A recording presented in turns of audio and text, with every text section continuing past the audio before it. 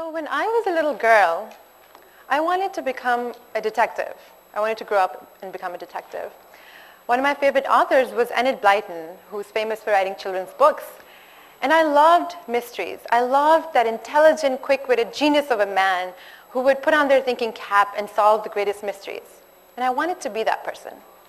So I guess it's not much of a surprise that today I'm standing before this wonderful audience of young Pakistanis to talk about what we as humans can do to tackle some of the biggest mysteries of our time.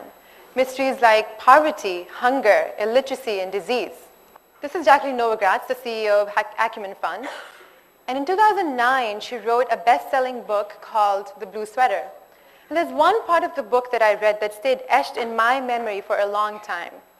It's the time where she talks about when she went to Cambodia and met a Buddhist monk. And this is what the monk told her. He said, if you move through life with only your intellect, you're walking on one leg. So you're hopping. And if you move through life with only your compassion, then you walk on one leg. But if you move through life with both your intellect and your compassion, then you have wisdom. And we all want to be wise, right? I read this and I wanted to be wise. And so I thought to myself, well, I know what intellect is all about. I know that I need to use my brains and I know why that's important. But what really is compassion? And why is it so important? So important that in its absence, you're crippled. And so I'm going to tell you today that in order to solve these big mysteries of the world, intellect is not enough. Intellect alone is not enough. So I started thinking more and researching more about compassion, this concept of compassion, what it really meant and where it came from and how it evolved for us as a human race. And the first thing that I found was this, that humans are wired for compassion, wired, the same way that we're wired for survival. And so it's something that's built in our biology. It's something that's a part of our being. It's something that was built in us. And it's something that evolves in us over the course of our life. So when we're little, as we grow up, it's when we learn about the concept of birth and death. It's when we learn that there's only one life and in the end we're going to die. It's when we learn that life is fragile and it's something that every human struggles with. It's hard. When we learn that every human has their own unique history and experience, that's when we can experience the plight of others in the same way that we can experience our plight. That's where we can sympathize with their struggles as our own. And compassion is something that has existed for as long as humans have existed. Compassion is not about building a utopian world, a perfect world where everyone loves everyone and there's no suffering and there's no mortality. But compassion is about solidarity with the struggles of your humans. And it's something that's existed as long as humans have existed, because if we think about the times of our forefathers, the times when hunter-gatherer communities existed, we realized that these were times when the criteria that people employed to employ compassion were different from this time. And so while it's existed, forever, it's the criteria that we employ to decide who we're going to feel empathy towards, who we're going to feel compassion towards, that has changed. And so in this time, empathy and compassion were centered around the idea of blood ties. So everyone who's a part of my family and my tribe is my blood, and I empathize with them, and everyone else is the other. And then you move on and you realize that after that time, if you think of the time of the Crusades in the Middle Ages, people started empathizing on the basis of religion. So Muslims all over the world banded with Muslims and Christians with Christians and so on and so forth. And fast forward to the Industrial Revolution, the 19th century, and people started empathizing and feeling compassionate on the idea or the notion of nation states. And so British people all over the world felt that British people in other parts of the world were their extended family and so on and so forth. So the point is that compassion has existed since forever. But in today's time and age, what does it mean? In today's time and age, the definition of compassion has extended beyond the idea of your family and your blood or your religion or your nation state. It's extended to the human connection. And technology is a huge enabler, because if we think about how technology allows us to see and experience and feel the experiences of others in remote parts of the world, we realize that we can feel their pain and their suffering in the same way as someone who's next to us. So when the earthquake in Haiti happened, everyone rushed to the Haitians' help because we saw those images from cell phones, from Twitter, from Facebook. So that's great. Compassion is wired in us. It's a part of it. It's always been there in our life. It's evolved for us as humans. But here's where it gets really interesting. Compassion actually makes us more effective at solving the mysteries that we're trying to solve. It makes us better at what we do. Because compassion is about feeling the struggles, the pains, the desires, the needs of others. And so how can we solve mysteries like poverty and hunger and literacy without understanding these needs, without feeling compassion? So that's something all of us probably agree with. We understand, makes sense, it's logical. But what does that really mean? How does it actually play out? What does it mean to feel that compassion? And why? How does it make you a better detective? So I'm going to use the example of a company called A to Z Textiles, which is also from the book, The Blue Sweater. And this is a company that makes malaria bed nets in Tanzania. It makes bed nets in Tanzania with the mission to combat malaria. Now, malaria is one of the biggest killers in the world. So it kills up to 3 million people every year. And it costs Africa alone $12 billion of lost GDP. So it's a huge problem, huge mystery. And bed nets are a very easy, very simple solution. You use them and it protects you against malaria. But the UN and other organizations have been struggling for decades to combat malaria, because one of the biggest problems is adoption of malaria nets, bed nets, is getting people to use them, or in some cases when the bed nets are not free, to pay for them. And so A to Z experimented with the idea of creating a small sales force of women who went from door to door and tried to sell these bed nets to people for $5 each, pretty expensive for that part of the world. And here's a lesson that they learned about being effective at doing this, about being able to convince people to use these. The most effective, the most successful saleswoman, here's what she did. So she went to these people and she said, here's a bed net. You put it on your floor and it keeps all the bugs away, not just mosquitoes, all the bugs. And can you imagine doing that? I mean, you can sleep through the night, there's no buzzing in your ears, and the next morning your children will be fresh and they'll do better in school because they're not going to be tired. And she said, the colors are beautiful, it looks really pretty, and you can put it up, you can hang it on your window, and your neighbors will know how much you care about your family. And as an afterthought, she added, that malaria is also, these bed nets also protect your children against malaria. Now that's something that baffled my intellect, because to me, intellect would dictate that combating malaria would be the first, the most compelling argument that I would use. Use this so you don't get malaria and die, right? But here was this woman who, with her compassion, understood that beauty, vanity, dignity, status, and comfort is something that all of us strive towards. And this is something that is not a monopoly that the rich people have, right? Like, these are needs that everyone has. No matter what part of the world you come from, no matter what income you make, this is something that's a very basic human need and desire. And it's not intellect, it's compassion that allows us to understand that. It's compassion that allows us to make these people understand. It's compassion that allows us to solve this problem of adopting bed nets in a way that actually works, right? This is my favorite example. Donna Morton, who's a dear friend and mentor, and she's the CEO of a company called First Power. They work in Canada with Indigenous or Native American communities. And what they do is they create green energy solutions for these communities. So harnessing the power of the wind, the power of the sun, to create energy solutions that are more affordable and more environment friendly. Now, these are extremely traditional communities with a very rich culture and tradition and heritage and ancestry. And typically, technology is seen as something that's the antithesis of all of it, that takes all of that away from you. So how do you convince these people that this is good for them, that this is one way to solve the mystery of energy poverty, right? And so this is what Donna and her company did. In order to make these people feel more invested in the solution, in order to make them excited about adopting the solution, they acid-etched art from these indigenous communities onto their solar panels. And they put depictions of their culture on their wind totem poles. So this totem pole is not just a totem pole anymore. It's actually a way of honoring the traditions and the cultures of this community. It's actually a way of making them want the solution. It's a way of making them feel invested in the solution.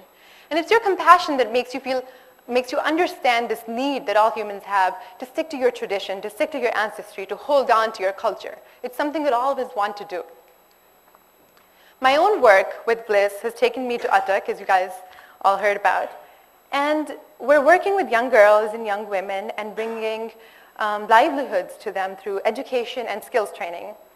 And when I think of the work that I do and when I think of the impact that we create, one of the most hopeful things, one of the things that feels really good inside is when I think about how these girls' income has changed, how they're earning more money. They're earning 60% more income per hour. And I look at that number and I feel happy. And then I look at the attendance rates that these girls have for school at 90% and I feel excited. But one day I learned that it's really not just about the attendance rates and the income. Sometimes it's not about the money at all, even when you come from a family that's struggling to make ends meet. So this is one of the skills classes. And so what we do is we take the embroidered fabric that these girls create in the skills classes that we have, and we get them made into these beautiful handbags. And so, thank you. And so because the girls only, do the embroidered fabric, they don't actually stitch the handbags. We get the fabric shipped to Lahore and Karachi, and there's these producers that work on them, so the girls don't get to see the finished product. And so when the first batch of handbags came out, I took it back to the girls, and I really wanted them to see what had been created out of their work. And as expected, they were extremely excited. They were jumping out of their seats. They were asking me how much they were and where they were going to be sold, and it was all really exciting. But there was one woman who said, "Will you give me this bag?" And this is the one that she asked for. And I said, "Well, I'm going to give you money from selling this bag." And she said, "I don't want the money, I want the bag." And that struck me as really odd. So I said, "What do you do with the money that you're given every month?" And she said, she just shrugged her shoulders and she said, "Well, it gets spent on the children and their education and their books and their uniforms." And I just looked at her and I said, "Well, isn't that better than owning a handbag?" And she just, paused for a second and thought about that, and then she said, "My children are also going to use the handbag." And well, everyone thought that was adorable, but at the same time, there was a lesson of compassion in that message, right?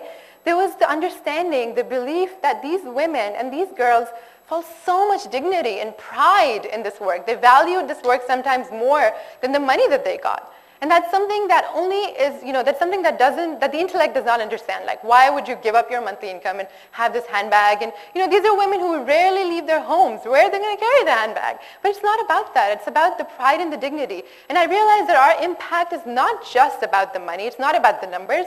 It's about these things that you can't put a price on. It's about that dignity and pride that everyone in the world wants, no matter where you come from. And so the last thing that I learned about compassion and why it's important is that compassion is something that's not just wired into us. It's not only about the fact that it helps you help other people. It's also about the fact that it actually makes your own life better. That living your own life with compassion is a better experience than living life without compassion. Here's why. There's a man by the name of Ken Robinson, one of the great thinkers of our time, who talks about the idea of an aesthetic experience. And when we look at the word aesthetic, usually we associate it with the arts or music.